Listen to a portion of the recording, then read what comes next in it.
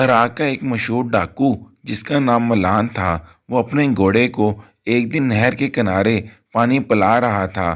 بدقسمتی سے اس کی نظر ایک ایسی لڑکی پر پڑی جو بہت حسین و جمیل تھی اور جو مشکیزے میں نہر کا پانی ڈال رہی تھی۔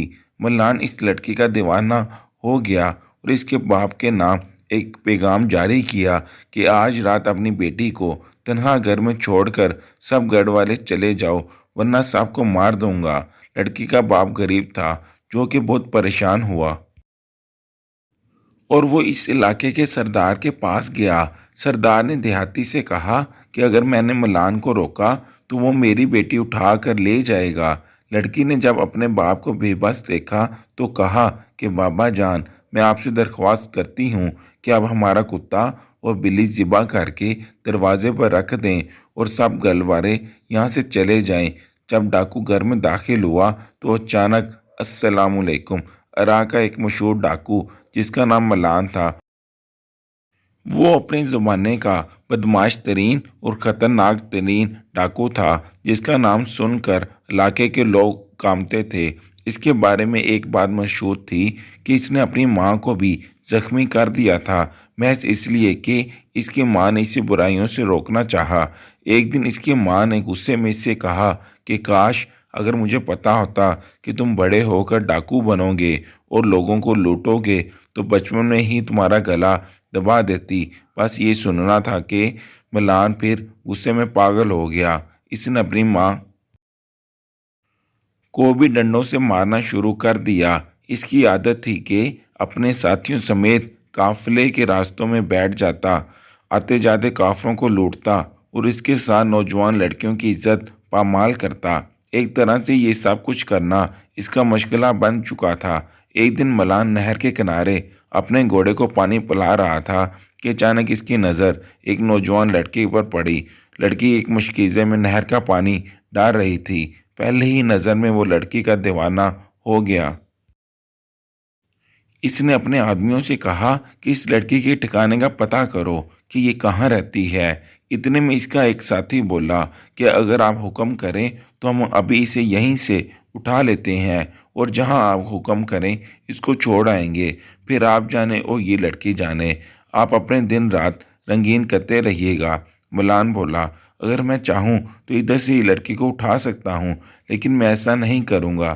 جتنی یہ لڑکی حسین و جمیل ہے، اس کا اتنا تو حق کہ یہ اپنے گھر میں رہے اور میں خود اس کے پاس اس کے گھر آؤں۔ ڈاکوؤں میں سے ایک ساتھی نے کہا کہ سردار، کیوں اپنا وقت ضائع کر رہے ہو؟ لڑکی کو یہاں سے اٹھا لیں، اس کو اپنے ٹھکانے پر لے جاتے ہیں۔ آپ لڑکی کو استعمال کر لیجیے گا اور بعد میں استعمال شدہ لڑکی ہمارے حوالے کر دیجیے گا۔ ملان نے جب ساتھی کے منہ سے یہ الفاظ سنے تو اس کے گال پر ایک تھپڑ رسید کیا اور کہا کہ دوبارہ ایسی بات اپنے منہ سے مت نکالنا۔ تمہاری اتنی اوقات نہیں ہے کہ تم اس لڑکی کو چھو سکو، اس کو صرف ملان چھوئے گا۔ ملان نے اپنا ایک ساتھی اس لڑکی کے گاؤں روانہ کیا اور اس کے ساتھی کے ہاتھ میں ایک خط بھی تھا جو ملان نے لکھا تھا۔ ساتھی ڈاکو نے دروازے پر دستک دی تو اس لڑکی کا باپ باہر آیا۔ ساتھی نے لڑکی کے باپ سے کہا کہ آپ کی بیٹی رقیہ ہمارے سردار کو پسند آئی ہے، میں زیادہ باتیں نہیں کر سکتا، یہ خط میرے سردار کی جانب سے آیا ہے، اس کو پڑھ لینا۔ اس نے دیہاتی کو خط دیا اور پھر گھوڑے کو ایڑی لگا کر وہاں سے روانہ ہوا۔ دیہاتی نے خط کھول کر پڑھا تو اس کی آنکھیں باہر آ گئی۔ خط کی تحریر کچھ یوں تھی کہ آپ کی بیٹی رقیہ مجھے پسند آئی ہے، اگر اپنے خاندان کی زندگی چاہتے ہو تو آج ہی لڑکی کو تنہا چھوڑ کر تمام کے تمام لوگ گھر چھوڑ کر چلے جاؤ ورنہ ایک ایک کر کے سب کو مار ڈالوں گا۔ بیچارہ دیہاتی ایک شریف آدمی تھا، وہ خط پڑھ کر پانی پانی ہو گیا۔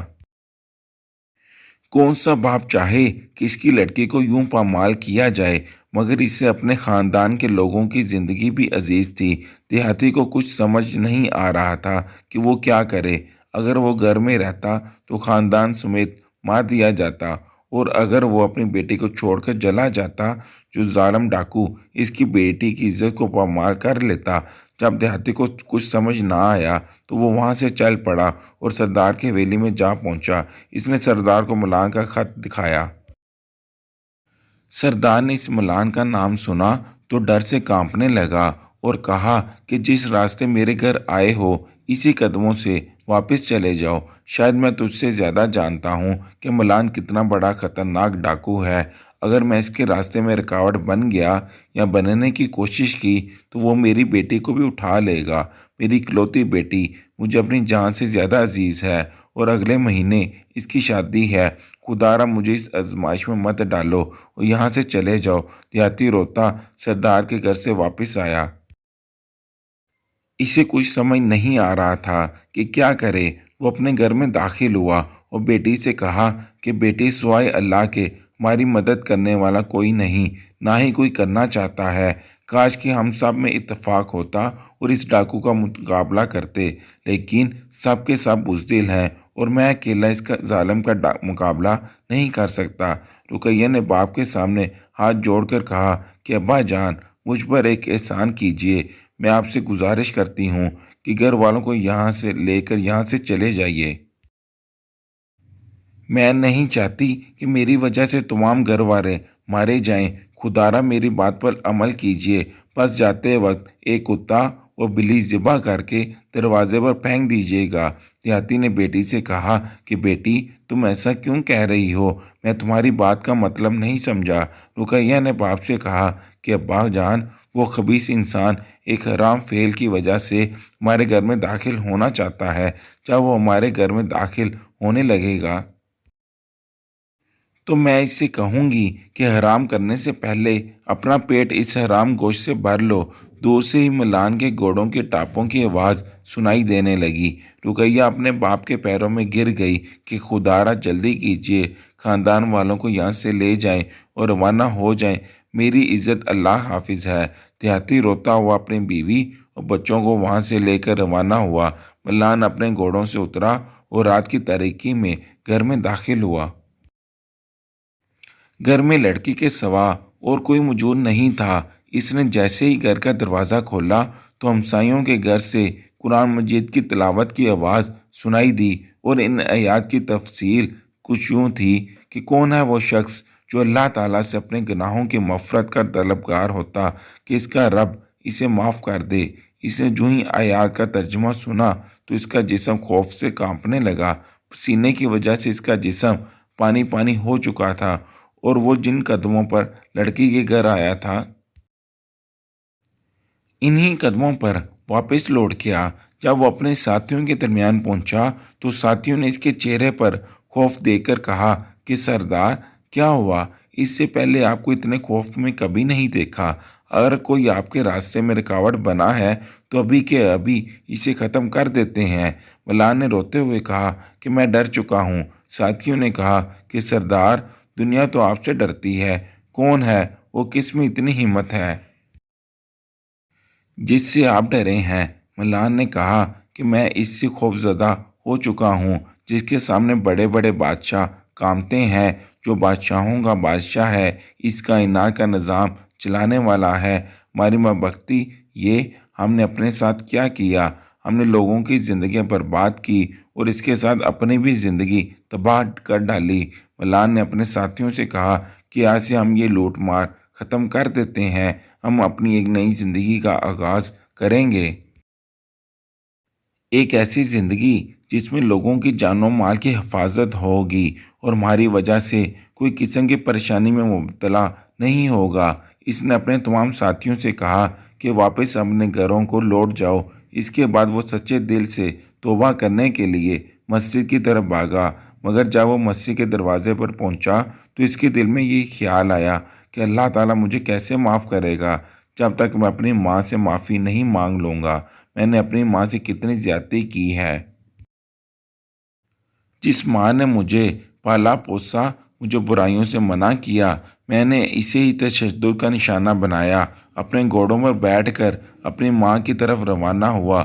آتے ہی ماں کے قدموں میں گر گیا اور کہنے لگا، ماں، مجھے معاف کر دے۔ اگر تو نے مجھے معاف نہ کیا، میری زندگی اور میری آخرت خراب ہو جائے گی۔ ماں نے شفقت بھرا ہاتھ اپنے بیٹے کے سر پر پھیرا اور کہا، بیٹے اس سے اچھی بات اور کیا ہو سکتی ہے کہ تجھے اپنی غلطی کا احساس ہوا ہے۔ جا، تجھے میں نے معاف کیا، میرا اللہ بھی تجھے معاف کر دے گا۔ اس نے اپنی ماں کو بتایا کہ میں یہ برے کاموں اور چوری چکاری کا پیشہ چھوڑ چکا ہوں اور مجھ سے جتنا ممکن ہو سکا، جتنا مجھے یاد ہوا، میں لوٹا ہوا مال ان لوگوں کو واپس کر دوں گا۔ بس تو میرے لیے دعا کرتی رہنا کہ اللہ تعالیٰ مجھے میرے مقصد میں کامیابی عطا کرے۔ زندگی کا یہ نیا سفر جو میں شروع کرنے جا رہا ہوں، اس میں مجھے کامیابی حاصل ہو۔ ماں نے اپنے بیٹے کے حق میں دعا کی اور اس بات کی نصیحت کی کہ بیٹا، پہلے لوٹا ہوا مال سب کو واپس کرو، اس کے بعد ہی اللہ کی بارگاہ میں تمہاری دعا قبول ہوگی۔ ملان نے سب کو لوٹا ہوا مال واپس کرنے کا فیصلہ کیا۔ سب سے پہلے اس نے یہودی تاجر کا مال اسے واپس کرنے کا فیصلہ کیا۔ وہ سفر طے کرتا ہوا یہودی تاجر کے گھر گیا۔ جب تاجر نے اسے دیکھا تو کہا کہ اب کیوں آئے ہو؟ میرے پاس جو کچھ تھا تم نے لے لیا۔ ملان نے کہا کہ میں تمہارا مال واپس کرنے آیا ہوں۔ یہودی نے جب یہ الفاظ اس کے منہ سے سنے تو کہا کہ یہ تم کیا کہہ رہے ہو؟ تم یہ کس لیے کر رہے ہو؟ ملان نے کہا کہ میں اللہ کی رضا کی خاطر میں اپنے تمام گناہوں سے توبہ کر لی ہے۔ میں یہ پیشہ چھوڑ چکا ہوں، اپنے تمام ساتھیوں کو رزق حلال کمانے کی طرف راغب کیا ہے۔ یہودی نے کہا، اچھا تو یہ بات ہے، پھر تو یہ بہت اچھی بات ہے، لیکن جب تو نے میرا مال لوٹا تھا تب میں نے بھی ایک قسم کھائی تھی، میں اپنی وہ قسم پوری کروں گا۔ ملان نے کہا کہ آپ نے کون سی قسم کھائی تھی؟ یہودی نے کہا کہ میں نے قسم کھائی تھی کہ جو بندہ میرا یہ مال لوٹنے جا رہا ہے، میں اس سے ایک دینار کے بدلے ایک ایک سونے کی شرفی واپس لوں گا۔ ملان نے جب اس کے منہ سے یہ الفاظ سنے تو کہا کہ میرے پاس وہ سونے کی شرفیاں بالکل نہیں، میرے پاس تو وہی مال ہے جو میں نے تجھ سے لیا ہے اور اب وہی واپس کر سکتا ہوں۔ یہودی نے کہا، ہرگز نہیں، تجھے میری قسم پوری کرنی پڑے گی۔ تم نے 500 دینار لوٹانے تھے، 500 دینار کے بدلے 500 سونے کی شرفیاں میں تجھ سے لوں گا۔ یہ سن کر ملان شرمندگی سے جھک گیا۔ یہودی نے جب اسے بے بس دیکھا تو کہا کہ ایک راستہ ہے جس سے میری قسم پوری ہو جائے گی اور میرا مال بھی مجھے واپس مل جائے گا۔ یہ سن کر ملان کی آنکھوں میں چمک پیدا ہوئی۔ اس نے کہا، ایسا کون سا طریقہ ہے؟ یہودی نے کہا کہ وہ سامنے ٹوکرے کے نیچے سونے کی شرفیاں پڑی ہیں۔ تم جا کر ان شرفیوں کو اٹھا لو اور اپنے ہاتھوں سے وہ مجھے دے دو، یوں میری قسم بھی پوری ہو جائے گی اور میرا مال بھی مجھے واپس مل جائے گا۔ ملان نے یہودی کی بات پر عمل کیا اور ٹوکرے کے نیچے اشرفیاں اٹھا کر یہودی کو دے دیں، جو کہ پورے 500 کی تعداد میں تھی۔ یہودی اشرفیاں دیکھ کر حیران ہوا اور ملان سے کہا، میں تمہارے نبی کا کلمہ پڑھنا چاہتا ہوں، مجھے کلمہ پڑھا دو۔ ملان نے وجہ پوچھی تو یہودی نے کہا کہ تورات میں پڑھا تھا کہ آخری نبی حضرت محمد مصطفیٰ صلی اللہ علیہ وآلہ وسلم کا کوئی بھی امتی جو سچے دل سے توبہ کرے گا، اگر وہ مٹی کو بھی چھو لے گا تو وہ مٹی سونا بن جائے گی۔ اس ٹوکرے کے نیچے مٹی پڑی ہوئی تھی، مگر تو نے سونے کی شرفیاں سمجھ کر اس کی طرف روانہ ہوا تو ٹوکرے کے نیچے وہ مٹی سونا بن گئی۔ تم نے چند قدم ہی طے کیے ہوں گے کہ مٹی سونے میں بدل گئی۔ یہ ثابت ہوا کہ تو ایک سچے مذہب کا پیروکار ہے اور تو نے سچے دل سے توبہ کی تھی۔ اللہ تعالیٰ کے نزدیک سچے دل سے توبہ کرنے والا ایسا ہی ہوتا ہے جیسے اس نے کبھی زندگی میں کوئی گناہ کیا ہی نہ ہو۔